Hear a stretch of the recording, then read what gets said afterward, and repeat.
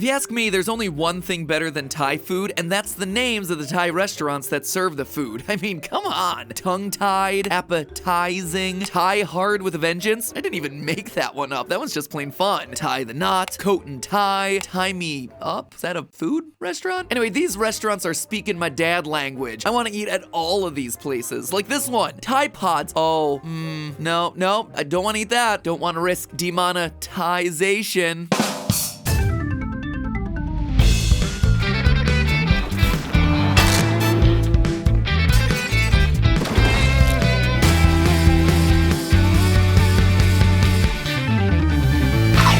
Internet, welcome to Food Theory, the show that's more enticing than a mango sticky rice dessert drenched in coconut cream syrup. Friends, one of the reasons I started a channel to talk about food is that it's universally relatable. Not everyone watches the same movies, not everyone plays or even owns the means to play the same video games, but everyone has got to eat. But what makes food even more exciting is that it's a unique outlet for cultural expression. It's rarely the case that any countries, regions, or heck, even individual families approach food the same way.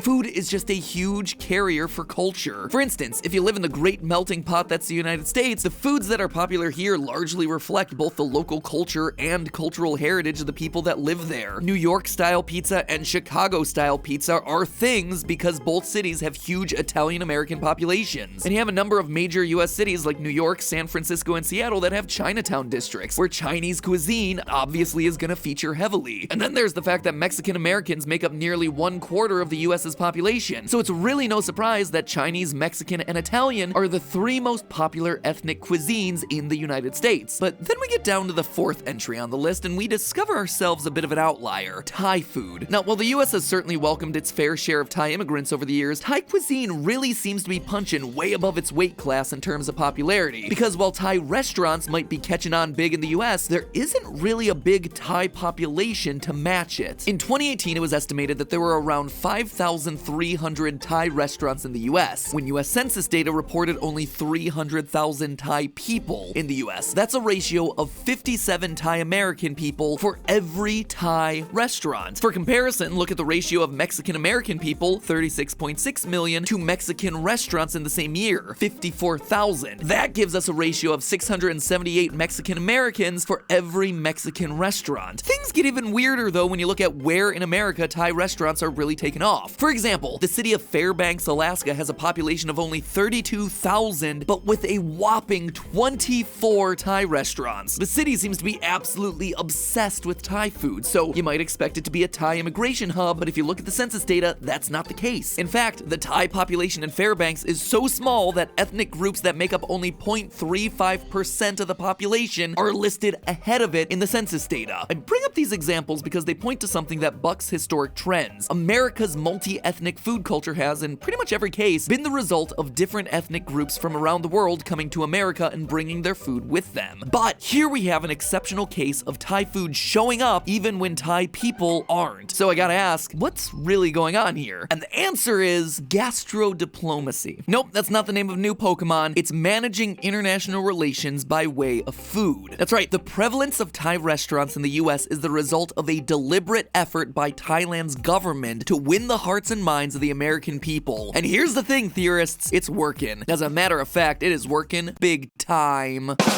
So I get it, all this foreign government gastrodiplomacy stuff kinda sounds like it would be a half-baked parody of a conspiracy theory, but it's 100% true. According to Medium.com, quote, "The Thai government has funded and supported thousands of restaurants around the world that make authentic Thai food through the Global Thai Program." One of the earliest instances of reporting on this came in the Wall Street Journal back in 2001. At the time, Thailand's deputy commerce minister detailed an ambitious plan to launch more than 3,000 restaurants worldwide. He described the plan saying, quote, "We want to be like the McDonald's of Thai food." Now, when Thailand's deputy commerce minister is talking about wanting to bring a McDonald's-like approach to exporting Thai food worldwide, he's probably not talking about McDonald's' culinary style, but rather the idea of standardization. McDonald's, whether you love it or hate it, is something that's predictable. It's affordable, it's consistent. I can walk into a McDonald's in Nigeria, order chicken McNuggets. When I bite into it, you know what it's gonna taste like? It's gonna taste like home. The point of having a brand like McDonald's is letting people know what they can expect. Unless your ingredients Greece and you try their McGyro and it sucks. I mean, it's the same reason why all food theory thumbnails use the same font and have the same logo in the corner. It's about presenting you with something familiar, something recognizable, a consistent experience. And the planners in charge of Thailand's gastrodiplomacy efforts decided that if Thai food was really gonna catch on worldwide, then Thai restaurants needed to deliver a consistent experience. Dr. Mark Padumpat, a professor of Asian and Asian American Studies at University of Nevada, Las Vegas, describes it like this. They train chefs, they export them to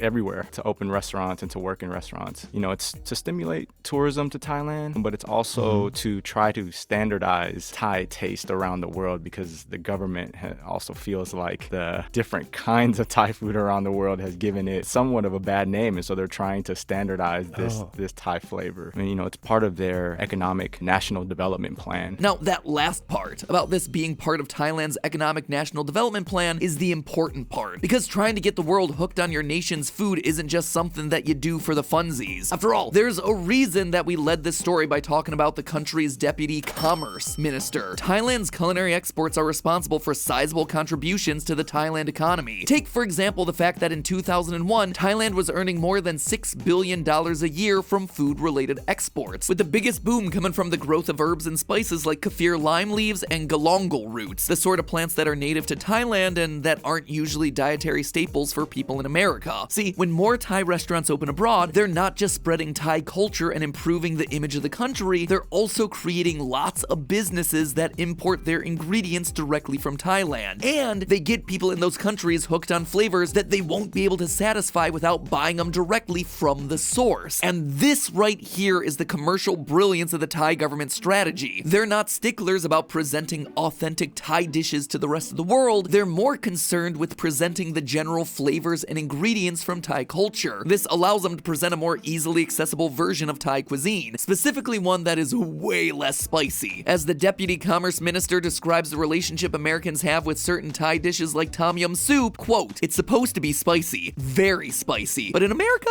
they make it mild. Maybe they like it that way, but it's not traditional tom yum anymore." See, in the same way that fortune cookies and chop suey are associated with Chinese food despite both being American creations, Thai restaurants have developed their own westernized versions of Thai food that aren't necessarily representative of the food that you'd actually get if you ordered the same dish in a restaurant in Bangkok. But here's the good news for those of you who are hoping for a real authentic taste of Thailand. Even if the Thai food that restaurants are serving up to Americans may not be giving you the real authentic Thai experience, it's been improving over time, especially with the increased accessibility of ingredients. For example, prior to the 1970s, most Thai food made in America wasn't made the same way it was in Thailand, simply because a lot of the ingredients like fish sauce and kaffir lime leaves weren't easily accessible in North America. But since then, North America has started to import produce from Thailand and many other parts of Southeast Asia, not just as a culinary import, but as an agricultural product. As early as the 1990s, there have been more and more cases of Thai-owned produce companies growing Southeast Asian produce in California and Mexico, which has only continued to trend upward. That means it's getting easier for Thai restaurants that do want to go for an authentic presentation to create the same flavors that you'd find in the country of origin. From the perspective of the Thai government, though, it doesn't matter. After all, revenue is revenue. And if the restaurant effort is ultimately in the interest of gastrodiplomacy, the main goal is that when Americans drive to the Thai restaurant at their local strip mall, they leave with an overall favorable impression that makes them ever so slightly more predisposed to spend money on goods from Thailand, or maybe one day make it a vacation destination. So whenever you find yourself booking plane tickets to Thailand, stop for a moment to consider the fact that the Thai government successfully manipulated your stomach to get you there. But hey, that's just a theory. A food theory. Bon appetit. You know, as someone whose job prioritizes eating whole Christmas trees and infusing Mountain Dew into pizza dough, stay tuned for that one, friends, it's safe to assume that I do not get all of the essential vitamins and minerals one needs to be a functioning human being. That is why I use and am super grateful to today's sponsor, Ritual Vitamins. Ritual is the obsessively researched and transparently made multivitamin that helps people like me fill in the gaps in their diet. They make it fast and easy to get high-quality nutrients like vitamin A, D, omega-3, and zinc by delivering vitamins straight to your door. Their Essential for Men multivitamin, the one that I take, provides 10 nutrients that support a strong foundation for your health in 2 easy-to-take capsules, and those capsules are delightfully minty in flavor. It's pretty cool, actually. So on the days where the only thing in my stomach is 16 different types of Diet Cola, I can feel better knowing that I'm not depriving my body completely of vitamins and minerals. I also really appreciate Ritual's commitment to sustainability. Each Ritual bottle is made with 100% recycled materials. Mailers are made with recycled newsprint and plant fibers. Even the ink is plant-based. Plus, they offset the environmental footprint of shipping their products by donating to sustainability initiatives like renewable energy and reforestation. So I can feel good, and for all my theorists with dietary restrictions, Ritual is vegan-friendly, sugar-free, non-GMO, gluten-free, and allergen-free. So fill the gaps in your diet today and get 10% off your first 3 months with Ritual by going to ritual.com/foodtheorists. And then make sure you use the code FOODTheorists at checkout. Yeah, I know, I tried to get a shorter one like Matpat, but I don't know why no one gave it to me, so it's Food Theorists. Do yourself a favor, save the typing, use copy and paste to your advantage. It's the top line of the description. Thanks again to Ritual for sponsoring today's episode and my ongoing health efforts, to be honest, and I'll see you all next week.